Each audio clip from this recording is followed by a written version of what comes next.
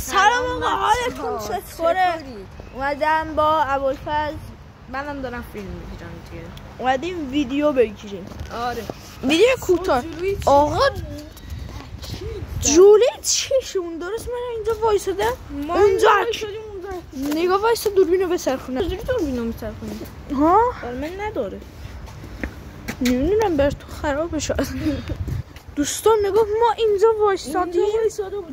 نگاه من همینجا وایسادی بودیم. خب داشتیم همینجوری میرفتیم ایده گذاری کنیم که چه ویدیویی بذاریم.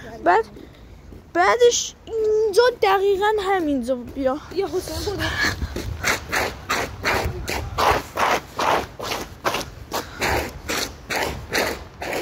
خب دقیقا همینجا اکیده.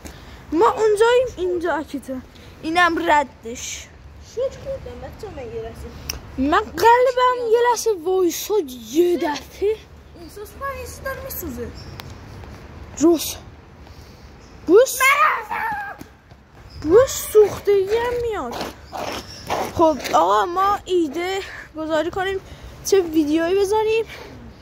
فعلا ایده نداریم دیگه. خداحافظ.